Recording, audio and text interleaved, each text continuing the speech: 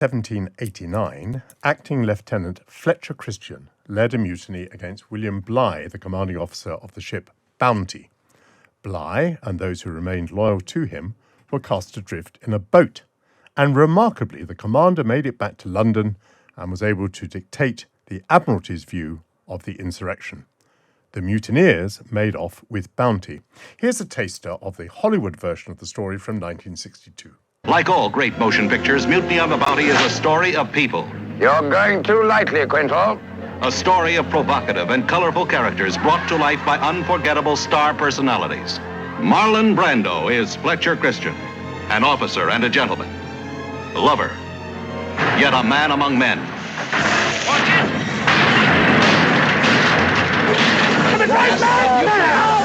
I'm in command of this ship! Trevor Howard is the infamous Captain Bligh, relentless and cruel. The Bounty was his first command, and he intended it to be successful at any price.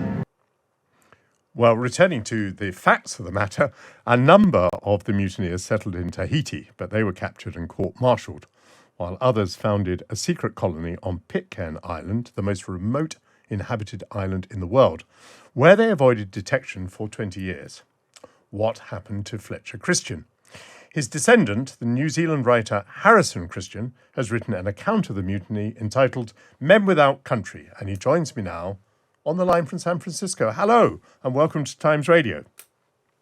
Hi, Mike. Thanks for having me. I hope you weren't too thrown by hearing the Marlon Brando version of things.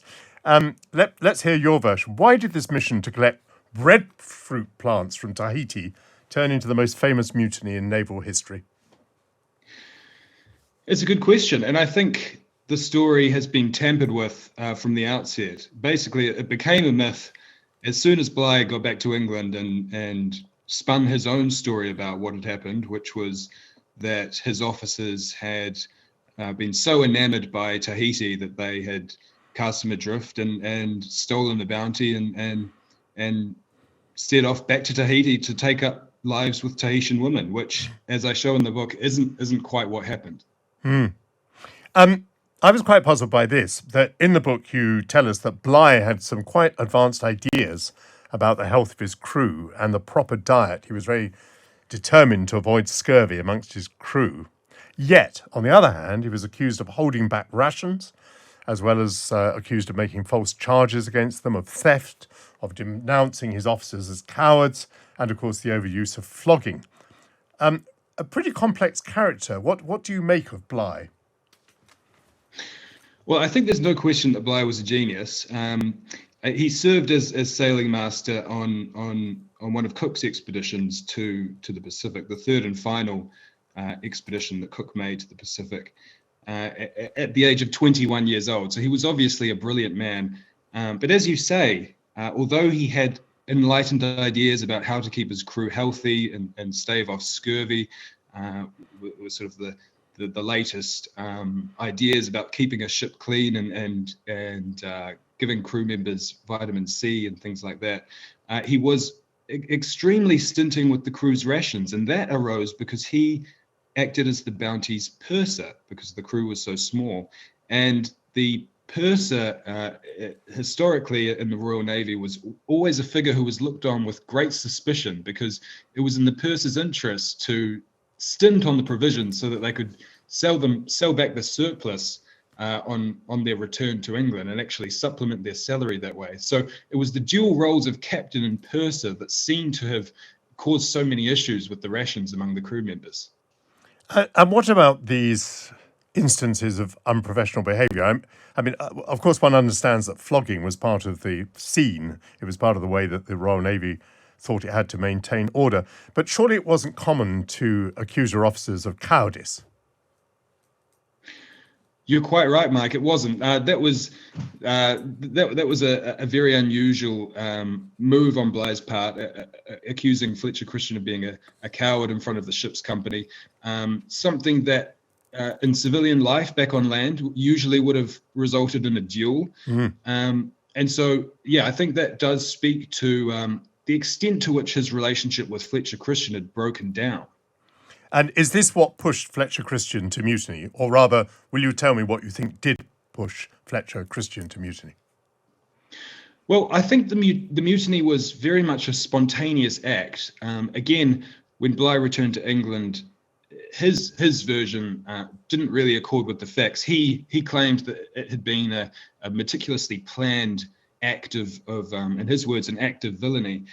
But in reality, it was an impromptu act. Fletcher Christian's aim had not been to mutiny; it had been to desert the ship. He was planning to escape the Bounty in the dead of night and head for Tonga in a raft because he'd had enough of his treatment by Bligh.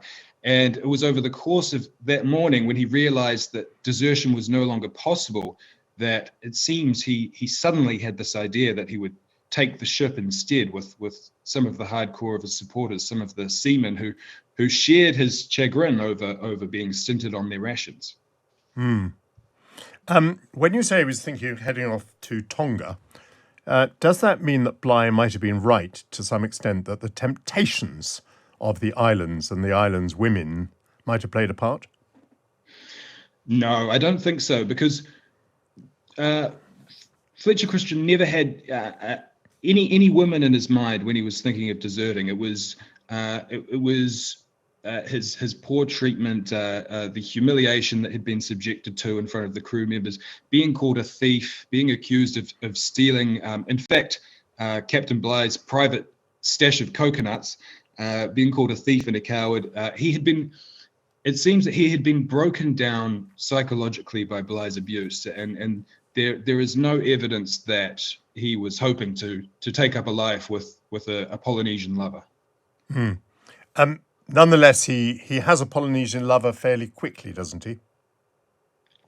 Well, to be fair, all the Europeans do. Once they have control of the Bounty and they try to settle first the island of Tubuai, which is about 400 miles south of Tahiti. They do all form connections with Polynesian women quite quickly, and when they then sail to Tahiti to pick up provisions to help with starting this kind of outlaw colony, they all take at least one Tahitian wife for reasons I guess could be fairly easily understood, but also because they're looking to start a functioning colony outside the reach of the British law and the Western world entirely. Why is it then that the mutineers split up and end up in different places? Good question, Mike. So when they're on Tubuai, that island south of Tahiti, they cast a vote, and actually most of them decide that they want to be left behind in Tahiti for various reasons. Some of them want to be picked up by a Western ship that will inevitably call there. Others just like their prospects on Tahiti better than those on Tubuai, which is a bit less hospitable. And so it's with a hard core of 8 men who decide to follow Christian to the end that Christian leaves Tahiti, having dropped off the 14 other men, to sail, this time in search of an uninhabited island. His project on Tubuai hasn't worked because they've very quickly come into conflict with the Polynesians who are already living there. So now Christian is bent on finding a uninhabited island to start this colony, and which is an incredible ask in the Pacific, because almost all of the high islands in the Pacific worth living on at this point in time are already inhabited. But it was a good decision not to stay on Tahiti, because those who did were caught. I'm not quite sure whether all of them were caught, but at least some of them were. You're right, Mike. In fact, all 14 men who stayed behind at Tahiti were rounded up and taken back to England on the Pandora, and that was a terrible time. They actually wrecked on the Great Barrier Reef off Australia on their way home, and most of them were drowned in that wreck. The rest brought back to England and put to trial, and 3 of them were actually hung for their part in the mutiny. I've forgotten now what your statistic is in the book, but the rate of attrition, the death rate amongst the mutineers within the first, year or two is pretty high, isn't it? It is, Mike. It's more than half of the Bounty's complement had died within the first 4 years after the mutiny, either succumbing to disease or drowned on the Pandora, or they met other violent ends. And I think that certainly weighed on Christian. And even directly after the mutiny, he was already expressing regret at what he'd done, knowing that his project would be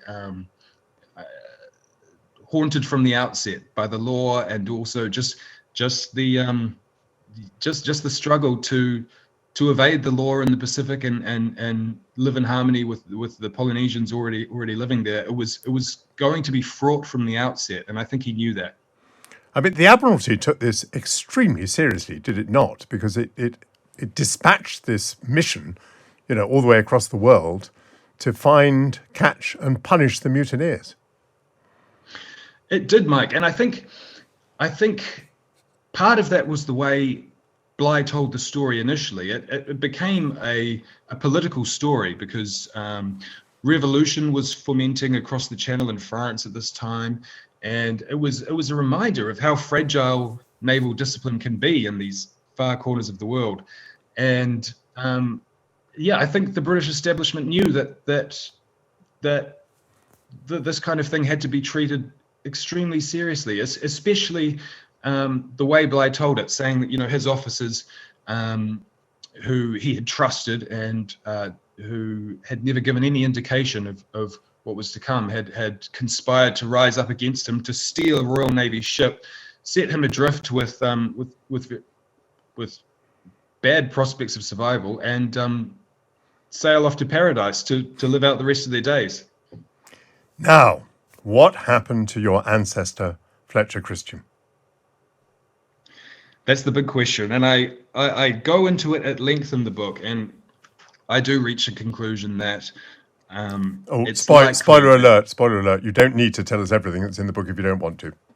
Okay, sure. I'll just dance around the edges. So I do think it's likely that Fletcher Christian died on Pitcairn Island, and I give some evidence for that. But the truth is, either outcome exists as possibility, whether he died on Pitcairn Island or he escaped to England and lived out his days in hiding there. There are eyewitness accounts of Fletcher Christian in England years after his purported death in the Lakes District.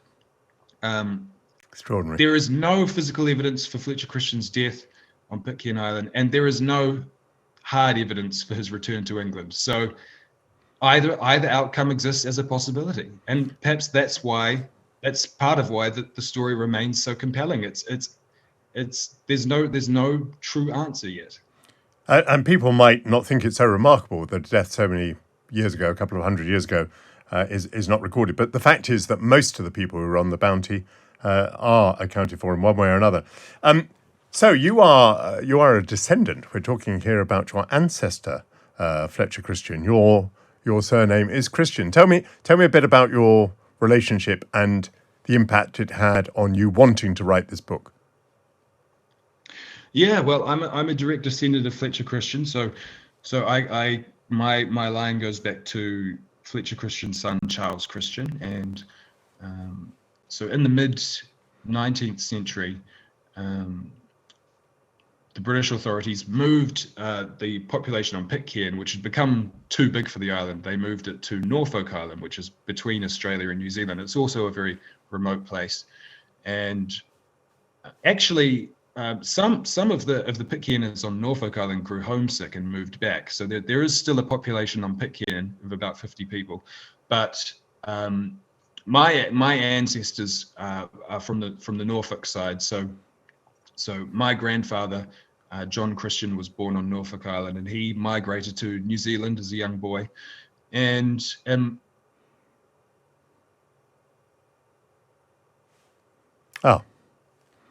I think we're suddenly not hearing you, which is a pity.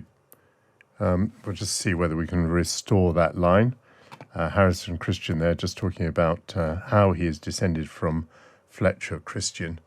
But if we're unable to get the line back, we'll... Have I muted myself? Oh. God. Oh, I don't think so. Sorry. Whether you muted yourself or not, you were mute. You were just telling us about your grandfather who had immigrated into New Zealand. Sorry about that, Mike. Hopefully, I'm no longer mute. That's right. So my grandfather, John Christian, he grew up on Norfolk Island, and he migrated to New Zealand. My father was born in New Zealand. I was born in New Zealand, and yes, I grew up steeped in this story and was told from a young age about my lineage, and it's something that's very special to me. Well, I'm not surprised. You've written a very compelling book. It's called Men Without Country. It's by Harrison Christian. And Harrison, thank you so much for joining us on Times Radio this evening. My pleasure. This is Michael Portillo on Times Radio in association with Yesterday, TV for Curious Minds.